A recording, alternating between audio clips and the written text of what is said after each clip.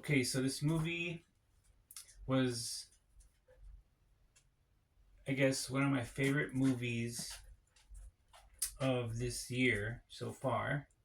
We've had a lot of great movies, in my opinion, this year, but this one was holds a special place in my heart and in my, I guess, movie scene life or career or whatever you want to, however you want to put it, and that's Masters of the Universe. So I I do like the old movie, the one in from the '80s, and I did go see that in the theater, and got all the toys at the time. Uh, my parents had bought me all the toys, and I love Dolph Lundgren in the part of He-Man. Um, I like the old movie that I still watch so much that I still watch it today. Um, it was like on Earth though, mostly, and we didn't get to see that much of Eternia. It was the only thing that I didn't like or wish that the old movie would have shown. And then so the new movie though, we get more Eternia, which is awesome. Um, and our He-Man, um, what a beautiful man. The actor who plays He-Man. I don't know his name or anything.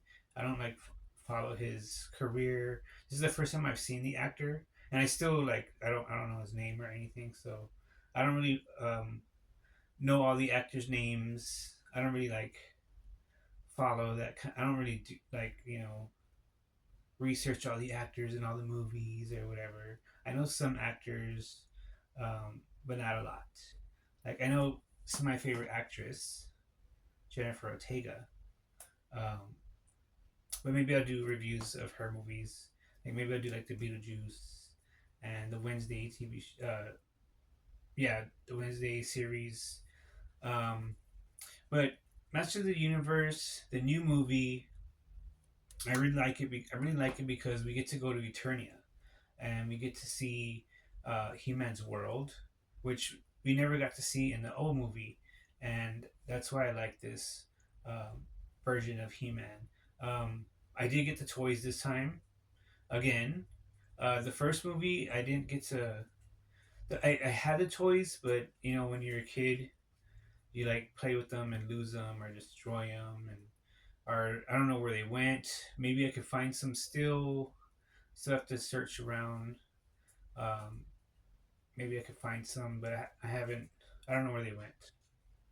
But this time when the toys came out, I told myself I'm gonna collect the toys, and I'm gonna save them this time, and I'm gonna get all the toys that come out. Um, so that was one of the awesome parts about the movie, is I couldn't wait for the He-Man toys to come out. Um, so I did collect a few of the toys, and I do have some videos here on YouTube of that. Um, like the toy pickups and stuff and unboxings. So if you want to see that, we got videos here of that. But so the movie, I really like it, even though it was another movie that they say bombed at the theater, didn't make enough money or whatever. But I really enjoyed it, and I thought it was action packed.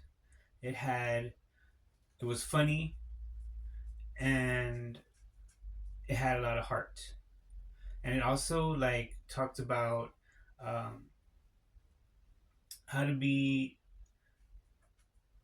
a man that's not toxic but uses his manliness to help people. It also has a little bit of like father stuff with Tila and Man at Arms. Um, so we open the movie and we're in Eternia. I'm gonna try to remember the movie because it's been months since I've seen it. I only seen it once. Some movies I see twice. Like I saw Mandalorian twice. Um, I saw Mortal Kombat twice, and we'll do a review of Mortal Kombat 2 coming up, I guess, next. Um, I might see Supergirl again because I saw it once, but I want to see it again before I do my review.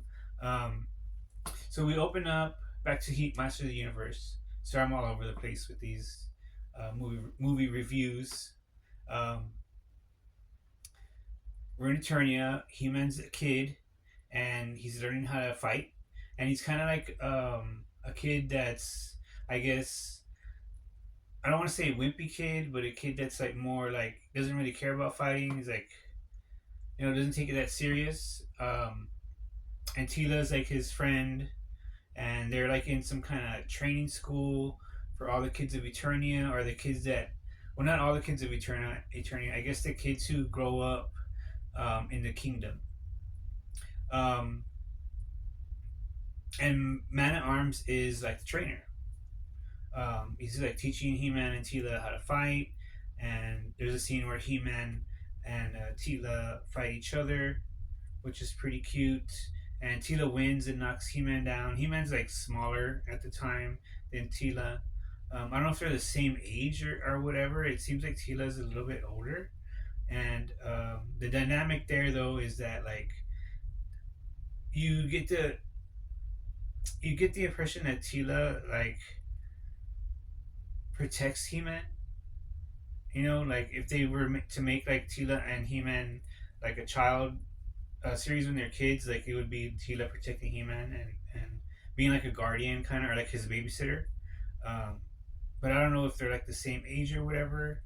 I think there's a line where it says girls mature faster than guys or something like that. Then He-Man's dad shows up, the king, and I think he sees how He-Man got knocked down by Tila. He's not taking it so serious. He-Man's dad challenges the little boy He-Man to a fight, which was kind of, to me, it was like, wow, like this is like parental abuse or something. It was like, I guess like tough fatherly love, but tough parenting, which is kind of, it was kind of like, I was like, when I saw that, I was like, wow, this is kind of crazy. And the dad like knocks down little He-Man. He tosses He-Man like a sword, or like a real sword, and that was kind of crazy because I was like, "What, you're giving a kid like a real sword and you're trying to fight him like seriously, like he's a man right now, like he's a He-Man right now," and so of course He-Man falls down in front of everybody, and the dad like says, I don't remember what he says, but I think he says something, or he just walks away from He-Man. And that scene was kind of like, what the hell? Like, He-Man's dad is a hole, right? He's a toxic father, abusive father, because he just walks away from him, and you think like the father's gonna turn around, at least turn around and like look at him, but he doesn't even look at him. He just walks off like He-Man, kid He-Man, you ain't nobody. Or my son, I don't even want to look at you because you couldn't stand a fight with me. I'm a grown man and you're a kid. Like, it just, to me, it was just weird. Like, it was just like kind of abusive parenting, I guess, or like just tough love with taking it a little bit too far. So then, I think right after that, Man at Arms tells He-Man to get up, right, and be strong or whatever. Be a man. Be strong. Look at your father. Oh yeah, he says, "Look at your father. He'll turn around." And I think he tells him, "When your dad turns around, look strong." But the dad never turns around. After that, I'm trying to remember the movie. Like I said, I haven't seen the movie in months, so I'm trying to remember right now in my review. He-Man. Oh no, the bad guys in Eternia, which I think is Skeletor and his crew, invade the kingdom, and we see a little bit of the other Master of the Universe characters.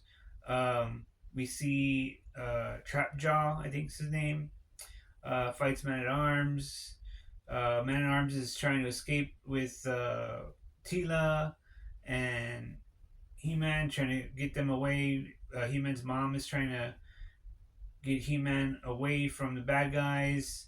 Um, During all this, um, Man at Arms fights Trapjaw, and that's the best. That's the first awesome scene is when he shows up, Trapjaw, and pulls out his weapon out of his arm, and it's like, yeah, like this is cool. This is what we have the new AI or the new special effects, the computer graphics to create these characters, and the makeup is awesome, and the mechanical of the arm of Trapjaw's arm where it can change it to different kind of weapons. That part was awesome, done really well. And Man at Arms fights Trapjaw, and they get into an epic battle. And then Tila's watching from the. She comes back. She's supposed to be running away, but she comes back because she's scared about that her father's might get hurt. So she's like watching the fight. Um, at the same time, He-Man's mom is taking He-Man to the sorceress and trying to get him away from being kidnapped or whatever. And also, we see the sword for the first time. We see the He-Man Master of the Universe sword that turns uh, Adam into He-Man. And so the sorceress gives the kid the sword, and she opens a portal. And then we go back, and Man at Arms is fighting Trapjaw. Man at Arms defeats Trapjaw. Or no, wait. I think Trapjaw defeats Man at Arms. Right? And then Tila shows up, picks up, carries Man at Arms. Like picks him up, she helps her dad get up, and they escape. Um, then the sorceress opens a portal, and this is like the portal from the first movie. Because in the first movie, I think they have like a portal, right? They have portals they go through, but they have like this key or magic key or whatever. But this one, the sorceress just makes the portal, and she sends He-Man to Earth, to another place, right, to Earth, where he'll be safe. Um, so the cool part about the portal is He-Man's like the kid Adam is holding the sword, and it's like he's like holding it and like he's flying with it.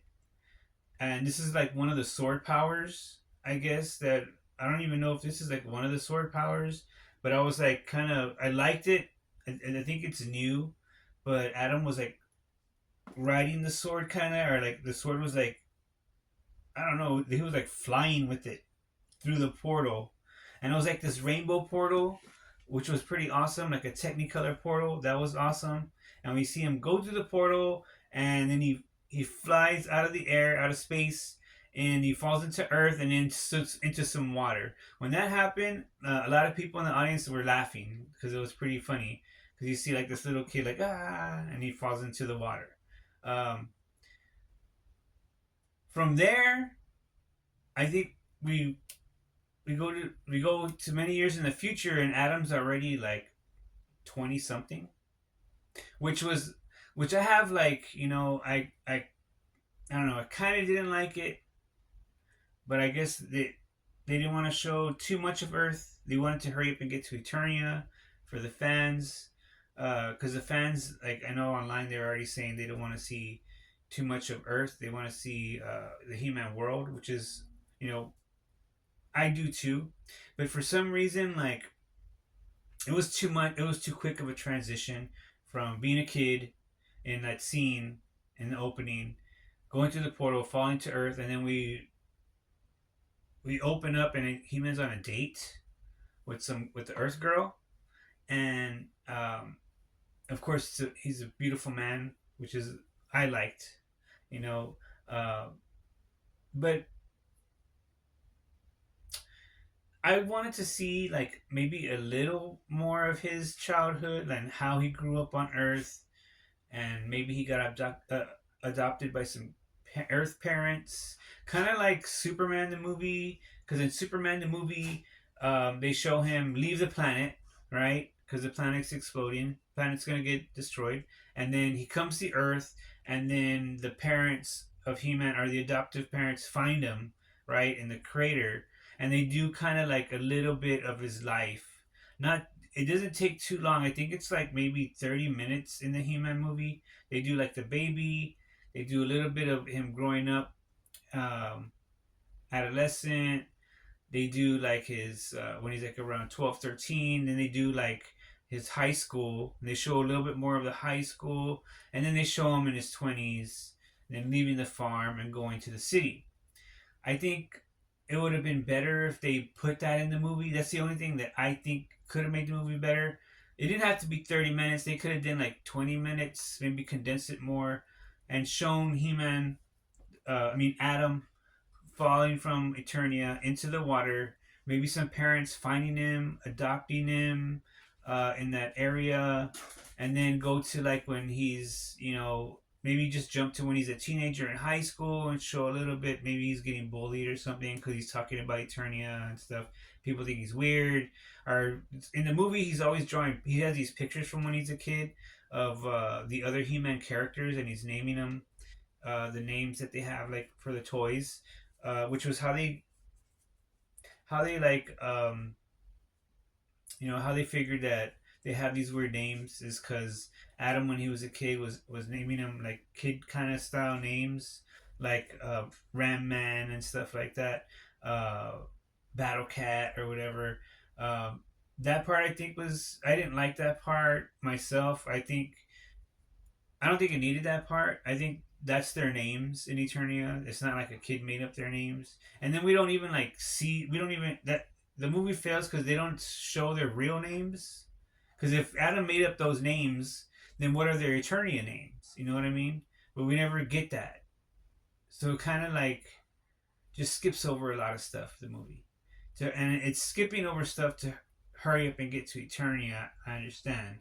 That's what the fans want, but like I said, in my personal opinion, I was just like, okay, this is too quick. So now we're on Earth. He-Man's on a date. Everything's going good, I guess, but you get the impression he keeps messing up dates because he keeps talking about Eternia, and the Earth Girl thinks he's crazy, right? Whatever. And he's like some single nerdy guy, I guess, even though he's like super good looking and muscular, and it's kind of like doesn't fit, but double negative or something. But okay, I guess he could be a super good looking, handsome, muscular, beautiful man nerd. Uh, so then we go to He-Man shows up at his apartment, and he has a roomie. He has a roommate, and his roommate's watching The Notebook or something, or like a girl. I don't know if it's The Notebook, but he's watching like some. I guess he's like a feminine man, or like a man that's in touch with his feminine side, and he's watching girl movies, and he's like crying or something, or almost crying, right? And He-Man shows up, and I think he changes it, right? Um, Again, I might be getting it wrong because I haven't seen the movie in so long, so bear with me. I gotta watch that one again. That one I need to watch again because I usually watch them twice before I do reviews. But this one I only saw He-Man once. Um, so let's see. Yeah, he goes to his apartment. So he has a roommate, and the roommate tells him, "Stop telling girls about Eternia." And He-Man's like, "But it's real, like I gotta tell him, that's who I am. It's real." And the roomie's like, "Yeah, I know it's real. You tell me the stories, Eternia, Battle Cat, and all, Man at Arms, but you can't do that because the Earth Girls. You're never gonna find a girlfriend, right?" So He-Man then goes to his room, and he lays in the bed, and he's like, has these drawings of when he was a kid. He looks through the drawings, and then I think he gets on his phone, and he's searching for the sword, right? So he's been on Earth searching for the sword for a long time. Then we're still on Earth. We're not in Eternia yet, and we're kind of doing He-Man's life, but like we're jumping straight from when he's a kid to he's like in his 20s. He's at work. Now we're at work. Um, he's getting in trouble because he's searching for the sword at work. Um, People think he's weird at work. The boss takes him to the office about searching for the sword. The boss is kind of weird. Um, this lady that's his boss, I thought she was kind of weird. Um, they're using a lot of new like modern work, I guess office space kind of uh, wording and political kind of talk. I guess are work related uh, talk. And I don't work in like a space like that, so I don't know if this is real or not. But to me, it was like if that's going on in the workspace, the way they're talking right now, that's kind of weird. Um, I mean, I'm all about like pronouns and everything since I'm non-binary myself.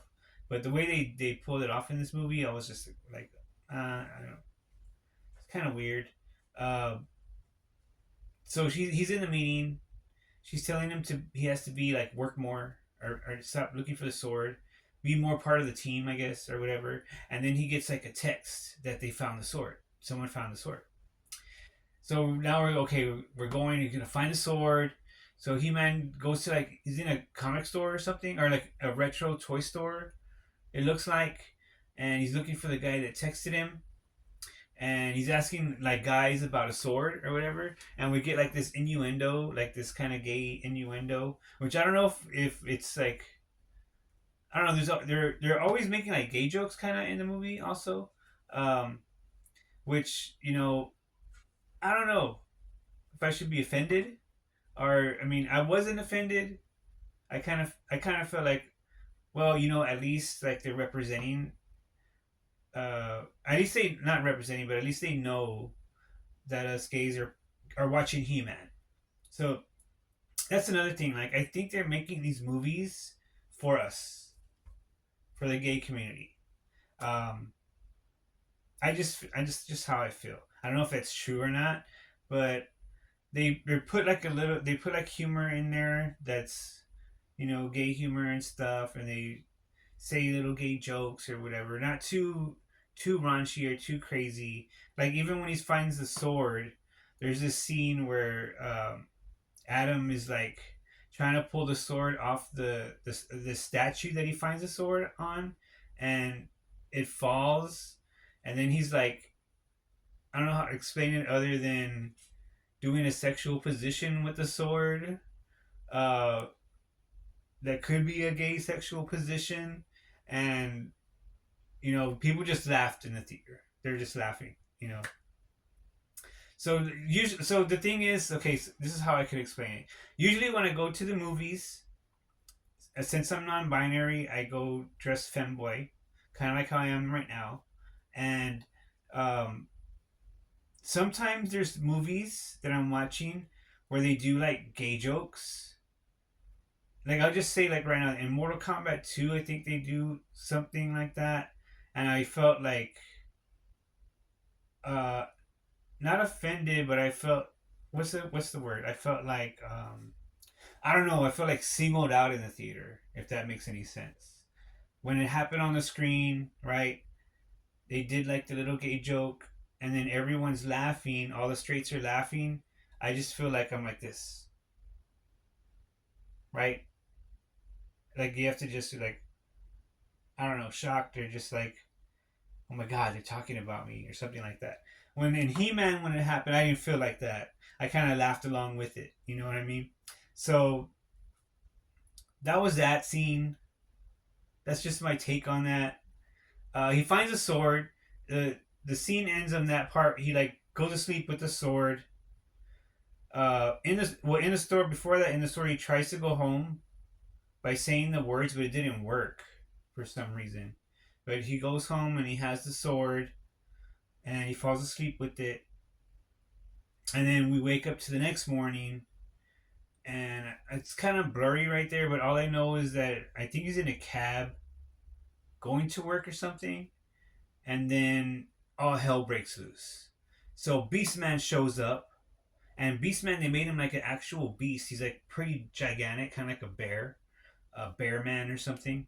and Beastman tries to attack Adam, and I guess he's looking for the sword or looking for Adam. He's just there on Earth, and they're in on the highway, and he's tearing up the highway, and he's trying to get into the car that Adam's in. I'm just calling him He-Man and Adam, uh, getting confused. So he's trying to get in there and get Adam. Adam escapes, and then Tila shows up and saves Adam right before Beastman is gonna like kill him or scratch him and take the sword. Uh, yeah, Tila saves him again, just like in the beginning when they were kids. So then that really solidifies that you get the impression that Tila was like He-Man's caretaker or babysitter or just appointed to watch after little Adam as he grows up, right? Um, as he was growing up or whatever. Um, I kind of would like to see some of that more also on Eternia in the beginning.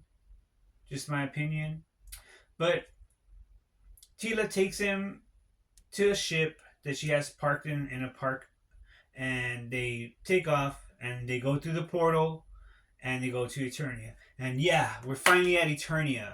And this is what we wanted in the He-Man movie since part one. I mean, since the first movie in the '80s. Was it '80s or '90s? Well, since the first movie, this is what we He-Man fans wanted. We wanted to go to Eternia, and it gives you kind of like the Star Wars feel. You get like the Star Wars feel because of the ships, but it's like barbarian Star Wars, if that makes any sense. We got like barbarian style movie, which is also like in the '80s they did like a lot of barbarian stuff because of like Conan and stuff. There was a lot of B movies um, that were barbarian style, and this movie reminded me of going back to stuff like that. I wish Hollywood would do a new barbarian, like have a new barbarian period or era where we have a lot of barbarian movies come out. Like maybe they'll do what? Maybe we'll get Kroll or something, a reboot, or maybe we'll get some like another Conan or something, a reboot. I think we did get a Conan. I haven't seen that though, but you know what I mean. Maybe we'll get more barbarian movies. Um, so other than that, they get to Eternia, but Eternia is like destroyed, and Adam's saying, "What happened?" And Tila's like, "Well, Skeletor, right? Skeletor destroyed Eternia." Um, I guess Skeletor's in the palace because they took over the palace. And I'll just say this right now, Skeletor is like the best part of the movie, one of my favorite characters in the movie, and done really well. Um, Other than not having like the Skeletor voice from the cartoon, which I don't know if they could have pulled that off right to make it seem like it's in reality. He has like a different kind of voice. Um, but the look is good. The Skeletor, the facial expressions are like taken from the cartoon, which I thought was when I first saw it, I kind of was like, that's the cartoon expression that Skeletor makes, and I was like, yeah, that's pretty good how they did that. So you get a lot of like that they took some stuff from the cartoon, they took stuff from the old movie, they took stuff from the toy line, from the comic book, and they mashed it all together. So He-Man and Tila go and they're going to this secret bunker where all the Eternians, I guess, are hiding. All the He-Man's warrior buddies like uh, Fisto and Man at Arms and Ram Man and all the hero right, all the different heroes from Eternia are hiding out, and I guess they're building up like in a rebellion, kind of like Star Wars, right? This is where I started getting like the Star Wars correlation or feel of the movie. Um, Tila takes He-Man there into the I guess bunker where they're staying at, and she's showing him around. He has the sword. People don't believe he's Adam right away, and they don't believe it's the sword. Um, then we meet a lot of the heroes, right? And there's Moss Man's there, and Fisto, Ram Man, um, Maneknek, and just a lot of different. Is that his name? Mechanic or something? Maneknek, the guy with the long neck, and they're there, and they don't believe he's He Man. He's trying to tell them, or they don't believe he's Adam because they don't know he's He Man yet. He hasn't turned to He Man yet. They don't believe he's Adam. He's trying to tell them he's Adam, and then somehow they get thrown in jail. I don't remember how that happens, but I guess they put him in the little holding cell for right now because they take the sword and they're trying to like work with the sword. Um, and then they put him in this holding area, him and Tila, and that's where we meet Man at Arms. And Man at Arms is like a drunk or something. Me personally, I don't know why they always gotta. So I don't like how they always have to put alcohol in movies, especially like a kids movie like this. I mean, it's a kids movie, right? But Hollywood always seems to put alcohol everywhere, which is kind of bad on their part. Um, I just don't think it's needed. Alcohol is bad for you. I know because I used to drink and I don't drink no more, but I don't think it should be in a kids movie. I mean, there's kids watching, and they turn Man at Arms into a drunk. Like he looks like a bum, like a hobo, right, or a homeless guy, right? Um, anyways, besides that, there's another character in the holding cell with them, and it's the robot character. I forget the robot guy's name, but there's a toy of him where it's a robot He-Man character. I forget his name, Robo something maybe. Um, anyways, they made him into like a full robot instead of like a He-Man human half human character like the rest of them, which I kind of didn't like. Um, I would have liked them to make him into like how they did the rest of them, like half human, half robot. Um, but anyways, he's like it's like a maid or something, and it doesn't have. We find out they're trying to turn on his weapons so they can escape the cell. Um, they finally first Man at Arms doesn't want to help. He just wants to be a drunk, and then somehow they get him up, and he helps them, and they reprogram the robot character to be a war robot again, and he blows open the cell, and they get out. Um, sorry, I'm trying to remember what happens next. Like I said, I haven't seen the movie in months. What happens after that? See, I'm stuck. Oh my god, guys, I forgot. I don't remember. I'm gonna go to what I do remember. So I guess you okay, so I think what happens is the Skeletor bad guys find the secret hideout of the Eternian army guys. You know, the He-Man characters, the He-Man warriors, barbarians, and they're invading. And He-Man escaped the cell, and Tila and He-Man and Man at Arms. There's like a battle going on. We see some of the characters like Ram Man and Fisto, and they're fighting uh, the bad guys. Skeletor's running through the place also, looking for the sword. Oh, that's what happens. The sword sets off a beacon, I think, when they get to Eternia. So Skeletor's already onto them to try to get the sword. Causes them to find where uh, the He-Man characters are hiding. Draws them to their hideout. Skeletor and the bad guys are looking for the sword. Adam and Tila and Man at Arms are trying to escape the base. Adam has the sword. And then we see like a little battle scene. We see some of the powers of like Ram Man and stuff, and Fisto, um, and Manekanek, and then which is all cool stuff, you know.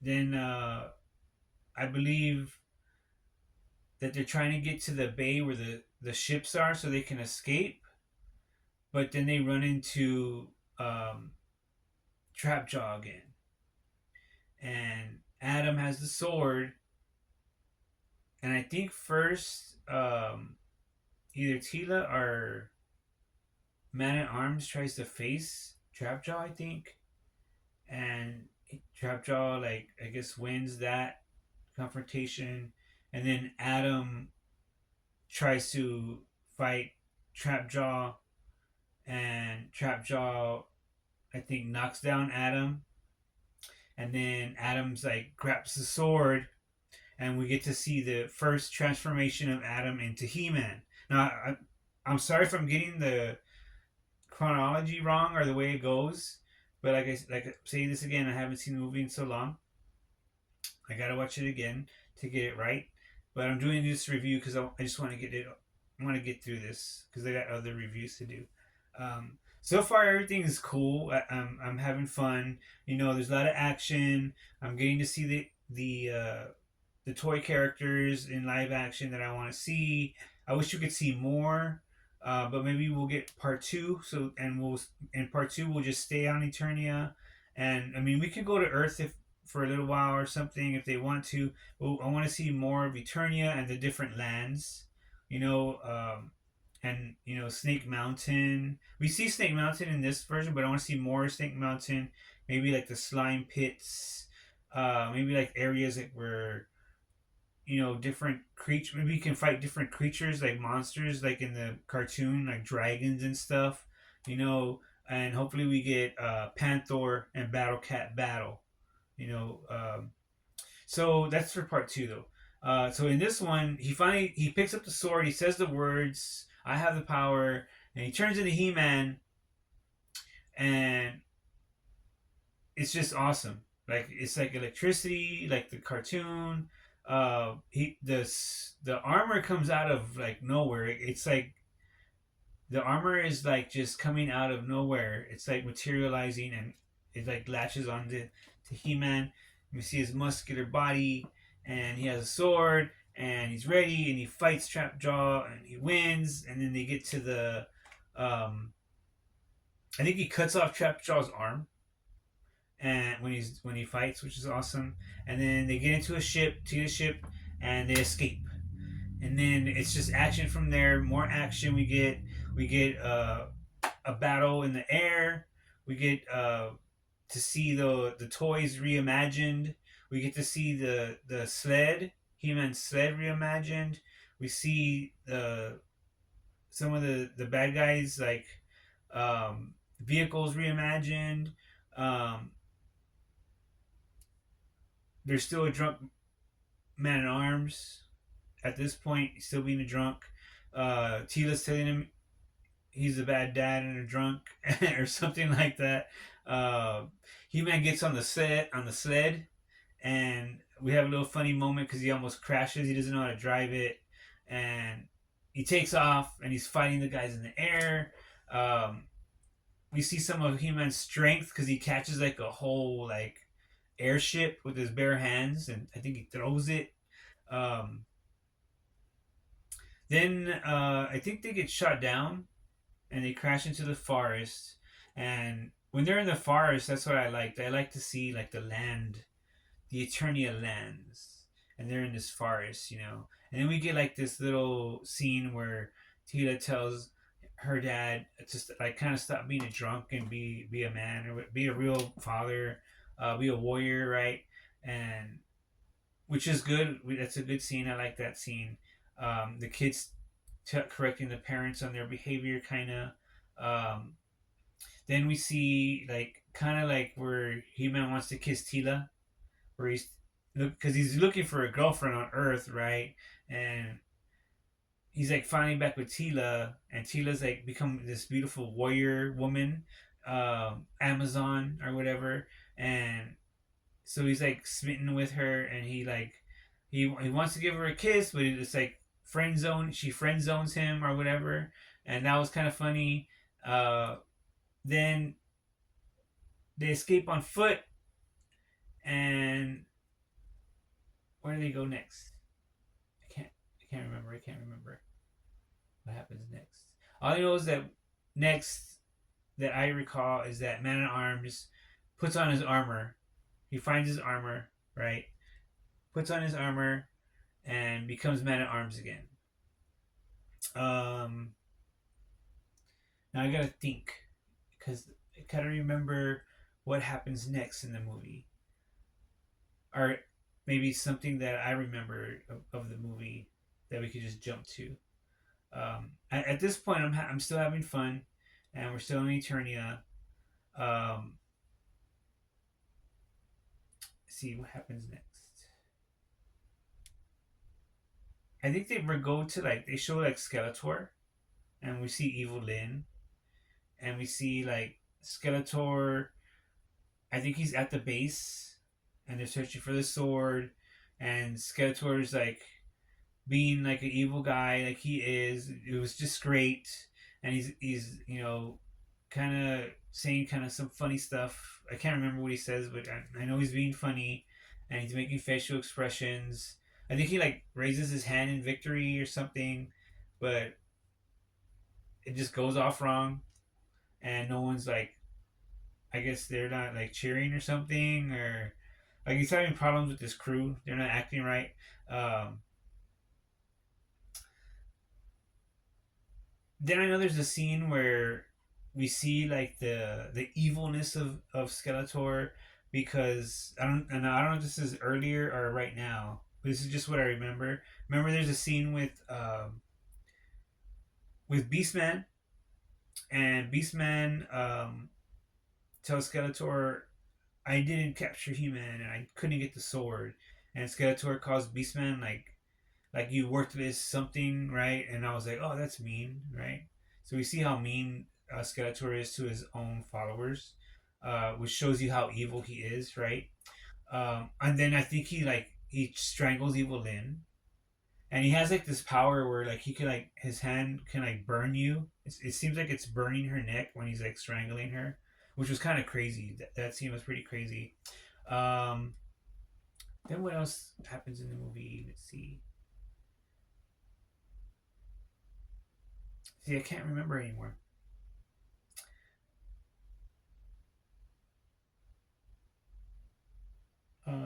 I guess He-Man.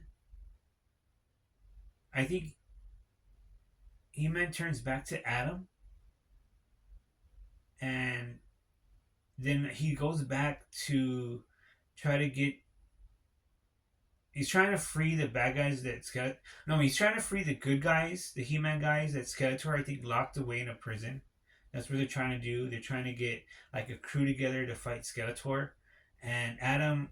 So he's Adam at this time because he like turned back to Adam I think, and he's like goes and tries to get all the guys together, so they could fight Skeletor.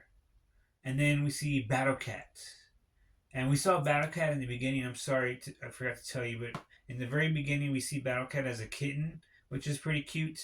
Um, but then when we see him at this stage of the movie, Battle Cat's like big already, and we get the reuniting of Adam and Battle Cat, or Cringer. He's not Battle Cat yet. We get Cringer, which is pretty awesome. And that scene looked awesome. I like the way they made Cringer or Battle Cat. Let's see, what else can I think of? If I can't think of anything else, I might just end this video. Um, all I know is I really liked the movie. Skeletor was the best. I guess we'll just jump to like the end, because I remember the end with the final battle with He-Man and Skeletor. Now this was the best part of the movie, also, or just the best part of the whole movie, I think. Not also. Well, the first part where He-Man transforms was a good part of the movie, also, and then the ending is what I liked, and then some of the in between stuff. But when he first transformed is my favorite part, and when he fights Skeletor. So Skeletor breaks the sword, which like I didn't even know that is a thing. I didn't know Skeletor could break the sword, but Skeletor breaks the He-Man sword, and we also see like where I I think He-Man's gonna die. I think they stab He-Man with it with the sword. That part like shocked me kind of. And we get like some pretty crazy violence for like a kids movie. Now, is this a kids movie? Was this PG-13? I don't remember, but that was pretty crazy. Um, so I don't know if they're making it for kids. They're more making it this movie for like fans of He-Man, and it's like really like I guess older people that collect the toys now still that remember the old school movie, and the He-Man fans are usually like kind of older people. Um, because I don't see too many like Gen Zs like too interested into He-Man or Gen Alphas or whatever. I think that, and they're making it for the gay community. I believe because of like the jokes and the way it looks, the aesthetic of the movie. Um, I think a lot of movies are making for the LGBTQ community, like that. It's just my opinion because a lot of them are flopping, I guess, or so they say, the straights or the conservatives, because it's not. I guess it's not violent enough or not toxic enough, or I don't know. I don't know. I don't know what's going on. But like just like Mandalorian, they said that flop, but it's about like a father and son, or it's about children. It's about taking care of your child, and He-Man too. I mean, it's about like fathers and doing the right thing as a man, and being like a not a toxic man, but like a man that uses his power for good to help people, and that's what we learn like in the movie towards the end when I think Man at Arms tells Adam that. Oh yeah, so I remember Adam like fighting Skeletor, and he's trying to free his parents that are locked up also in the prisons that Skeletor put him in, and he kills his dad by accident, which was that was like shocking to me that they did that. But He-Man's trying to attack Skeletor and causes a cave in and caves in on his dad, and then his dad's like, it's like He-Man's like going through the rubble and moving big old boulders to try to save his dad, but his dad dies anyway. But his dad dies happy because his son became He-Man. So I was like, okay, that was part was weird to me. But let's get back to the epic battle at the end before we end this video. So my favorite part of the battle was not when He-Man died. That was shocking, but I guess they had to do it to show you how evil Skeletor is. That Skeletor will kill you, kill He-Man, and he's capable of doing stuff like that to rule Eternia. But we learned that the power is not in the sword because Skeletor tries to destroy the sword. The power is in Adam, and it's the power. The power is being a good man and using your strength and manly powers, I guess, to help other people. And you die for your friends. Like he died to protect his friends. We As a man, you're supposed to help other people, and you sacrifice for your friends and family, and that's what Adam did. So since he sacrificed himself, I guess the power became stronger within him, and he becomes He-Man again, and the sword's fixed. And then we see a funny, awesome, funny part, like the cartoon. We see Skeletor turn into his cowering, whimpering coward of a bully, just like regular bullies are. When a real man hero stands up to him, cowering in the corner, and then He-Man just punches the S out of him. He's like, and they do like this slow, like Matrix. You know how every movie has to have like kind of a Matrix scene. We get like a He-Man Matrix slow fight punch kind of. It's like a jittery looking. It's just cool, very cool scene when he punches out Skeletor, and He-Man kills Skeletor and knocks off his head, I think, and we see Skeletor's skull laying on the ground. And I forget if it talks or not, but it was like very kind of cartoony and realistic, and that was almost the end of the movie. At the very end, He-Man's like talking about how he named his how he named the rest of the heroes and stuff at the land when he was a kid, and he's saying, everyone's saying, well, what did you name me, and what is his name, and what is that name, and then they're like telling him, well, what did you name yourself, and he's like, oh, I didn't name myself anything, and they're like, yeah, you did. Come on, just tell us what your name is, and then he says, I named myself He-Man, which is where we get like kind of like the pronoun stuff again, right? Because it's like he, him, which is his pronouns in the real world, and he put he man. He tries to explain them, because my pronouns he, and I'm a man, and da da da. And they're like trying to get it. They're like, I guess so, right? So then, I guess at the very end, they're gonna go out into battle again, or just Adam's gonna transform into He-Man again because there's some trouble happening, and just like the cartoon, they do a lot of cartoon stuff, but in the real kind of setting. So He-Man calls Cringer out of the crowd. He's like, "Come on, Cringer, we gotta go over here. I gotta talk to you or something." And he's trying to like not.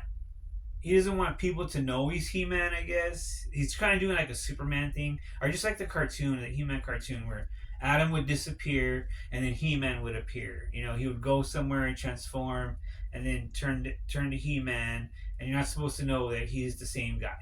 And then the like Man at Arms and Teela, they like expose it because they do know, right? Because they're saying, I think Teela says, does he think we don't know he's He-Man? And Man at Arms says something like, let him do his thing, or let him do it the way he does it.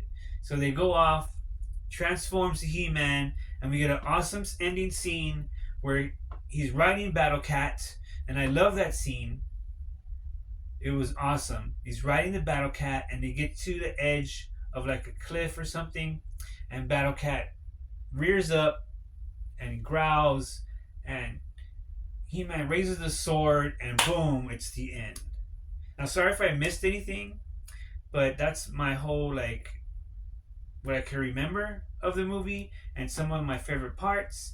And my review is I give this movie, what, if I'm doing stars or whatever, out of 5 stars, I'll give it 3 stars. Only because, in my opinion, I think they skip too fast from being a child to being like a 20-year-old. And then also, like, in Eternia, I wanted to see more characters. I think that's the only other thing. More characters, and but maybe for part 2, we'll get that. Other than that, I really enjoyed the movie, and I can't wait until they make a part 2. And I'm still collecting the toys. One thing about the toys, though, like, they dropped Wave 1, but where's Wave 2? I hope they don't stop with just Wave 1 and that's it, and don't make any more. But it's been a while, and I haven't seen any new characters come out. I haven't seen Ram Man, Fisto, what else? That other character, I can't remember his name, but they redo a character from the first movie, Commander something, the guy with the white hair. They haven't done a new figure for him. They're missing like the He-Man sled. Just certain things that they haven't released yet. An Adam, I haven't seen an Adam toy. So yeah, there's some movie figures that I hope they make. I hope they're not done making figures. We need a Castle Grayskull, a Snake Mountain. Yeah, the battles between He-Man and Skeletor in the movie they're just A+. They're like the best part of the movie. And my favorite character in the movie besides He-Man, I would have to say Skeletor. Skeletor was the best part of the movie, and that's what made me really enjoy the movie. Even though he's scary and funny and evil and does some evil stuff, but it was just a great movie all around. Well, thanks for watching, guys. That was my review.